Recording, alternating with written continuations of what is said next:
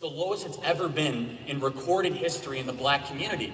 And that's something really to be said, Kyle. I don't play identity politics, so don't bring up black or Asian. Just tell me what the actual rate is. Look, these are numbers from the federal government, perfectly fair. So how about this? How about urban unemployment is the lowest it's ever That's been? another word for black. Hold on, I want to get to some philosophy really quick. Let me respond just real quick. The effective rate went from 23% to 12%, so that's not true. The effective rate went down under Donald Trump. Corporation or individual? Corporate. 12% for corporate tax rate?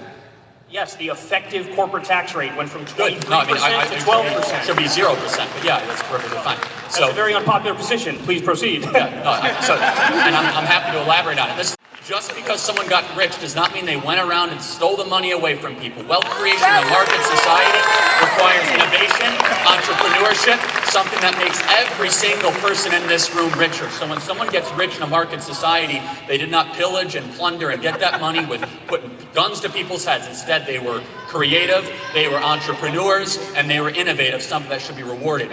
Well, allow me to steal from your favorite, well, he's president now, but wrong. So,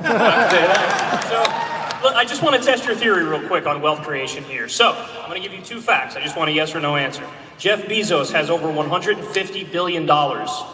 There are 50,000 homeless veterans in this country. If you could take 1% of his money to end homelessness for veterans, would you do it? I hope he gives it voluntarily. I will not put a gun to his head. That's a no. I'll tell you why. First of all, that's a false choice. You look at the entire political kind of system, and you say, okay, there should be more government action because we must look ourselves first and foremost as a collective. Therefore, Jeff Bezos, the only way he was able to get that amount of money was eventually try to exploit people over a longer period of time. I look at that and I say, wow. That is a beautiful thing that someone is able to create that much wealth for that many people. And guess what? And not pay his people a living wage until we forced him to. Hold on a second.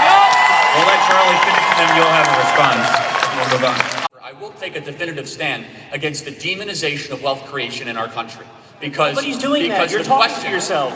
Well, your preferred candidate says billionaires should not exist. But you know what that means, Charlie? Somebody could have $999 million and they're still really rich and they're going to be okay. And we can give people health care and we can give people college. So, Kyle, here's the question I have for you. Do you believe when people create a certain amount of wealth from Facebook or Google or Apple or Home Depot or Amazon, the companies that everyone in this room use, Coca-Cola on down, do you believe that's inherently exploitation, or do you believe they had to get that through voluntary transaction and enriching people all the way along the way? I don't believe it's inherently exploitation, but I also believe we need rules and we need referees. And I also think I see shades of gray where you see black and white. And your whole thing is like, oh, the free market is so great, it's so wonderful. Point. No, hold on here. Because I'm actually the real moderate on this, because I think sometimes the answer is the free market, and sometimes, yes, the answer is government. Government is not inherently evil either. Government has done a lot of good things. I mean, so look, but shouldn't be controversial. If you believe in having the military, you believe in the government. If you believe in hate roads, you believe in the government. I believe that Colin Kaepernick had a right to be a fool and kneel during the national anthem. Absolutely. Being civilly disobedient is a right. But you know what? I also have a right to call him unpatriotic and disrespectful for kneeling during the national anthem. I was paid as a kind of tribute to our veterans. Excuse me, why is it that when left-wing people protest and when they dissent, all of a sudden it's unpatriotic and you hate America? Why can't it just be, no, these are my ideas and I think these would fix the country even if you don't agree? See, I'm willing to grant you that whatever you say, you actually are saying it because you want to fix the country. But why is it that you don't give lefties that respect? All of a sudden when there's somebody on the left, you think, oh no, it's because you hate America. That's why you're saying X, Y, and Z. And the reason that Colin Kaepernick was being selfish is during a moment when you're supposed to be somber and reverent, when you're supposed to reflect on the blood and the sacrifice that veterans put, he decided to make the cameras point at him. Not point at the veterans, not point at the flag. It was selfish for him to do that, to try to misrepresent a highly complex issue that is criminal justice reform at a very bizarre time to do it during the singular time in a sports ceremony. We take a moment to remove our hats and put our hands over our heart to remember the veterans that gave everything so that we can live in the greatest country ever to exist in the history of the world. Charlie, whenever there's something that happens, like in Ferguson, Missouri, there's a police brutality case, and then people riot. What do people like Charlie say? Destroy buildings? Yeah, I'm going to speak against that. Yeah, but what do you say when that happens? They go, you know what? My only issue with these people is if only they would protest police brutality through peaceful methods, I would be okay with it. And then Colin Kaepernick does exactly that, and you... Oh, again, I said he has a right to do that. I also have a right to critique his decision. And so right, and the mayor of Baltimore during the movement, the mayor of Baltimore, while all this was happening, remember she said, we need to give our people space to riot. I mean, there's nothing admirable about destroying property in your own community when you're trying to protest injustice or brutality. I'm not sure what kind of argument Charlie, this, the point, right over your head. I agree with you. Rioting is bad. That's why I think what Colin Kaepernick did is good, because he's protesting through peaceful means. Of course. Sure. And there's a reason why the Democrats will not denounce Antifa. It's because if you want to see the face of the Democrat Party, I'll show it to you. They're wearing a mask. All right, Kyle gets the last word on this. Charlie, you're not debating the Democrats. You're debating Kyle Kulinski. If you just asked me, it would have been very simple. What do you think of Antifa? Do I denounce Antifa? Yes. I denounce political violence. But I think it's really interesting that you started this whole rant by acting like political violence is only on the left. That's the dumbest fucking thing I've ever heard in my life. So show me a singular instance where there are people wearing MAGA hats waiting outside of a leading Democrat. I'll do you one better. How about a guy named Caesar Sayoc who murdered people with a fucking MAGA hat on? Yes!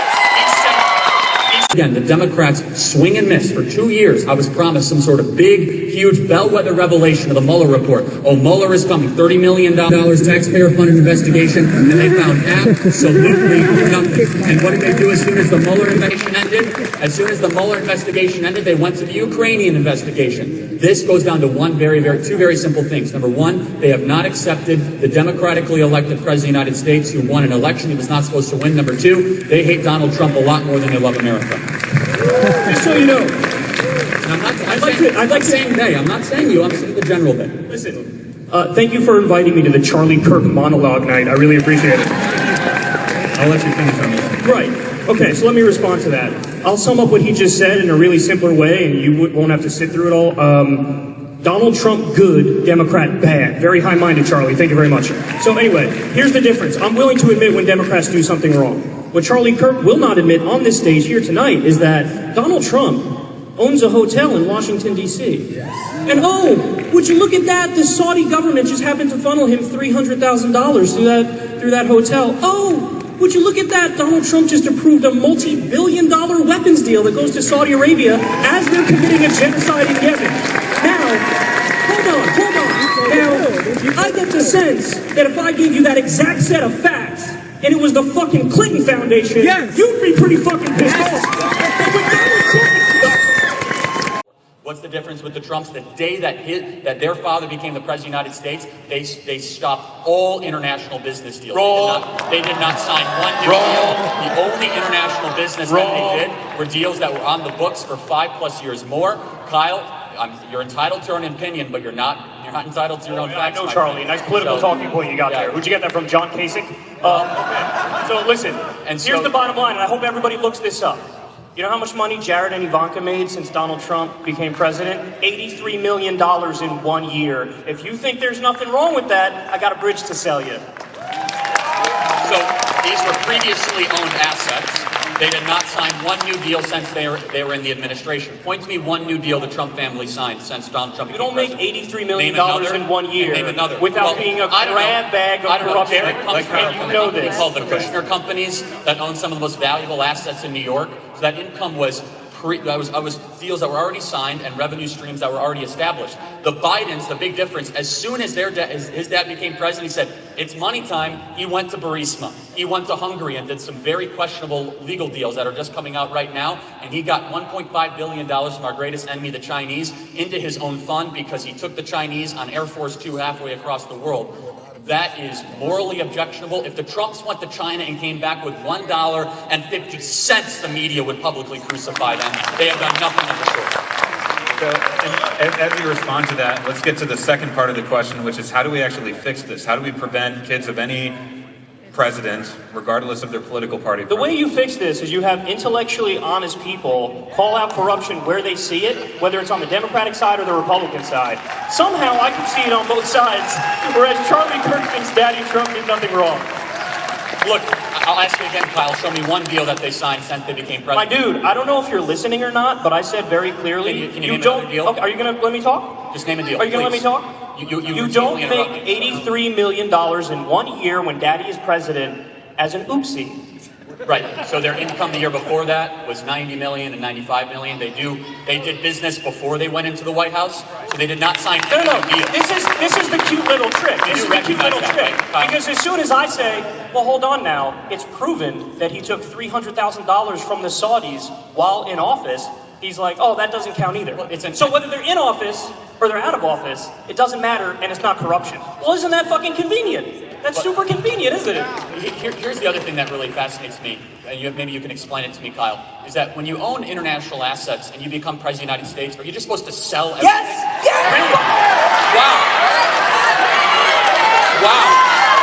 So let's build up. What this is all about is in search of corruption that does not exist. Oh, please. The reason it does not exist is that Republicans and conservatives are held to such an unrealistically high standard. If President Trump's sons were going around to China right now, seeking out money, seeking out deals, it would be all over the news. Hunter Biden, you know this. Hunter Biden went to Ukraine for You one sure know reason how to talk a and lot, one don't reason. you? I'm sorry, what? You sure know how to talk a lot. But Kyle, you should start refuting what I'm saying, not swearing and walking around. You're just not listening.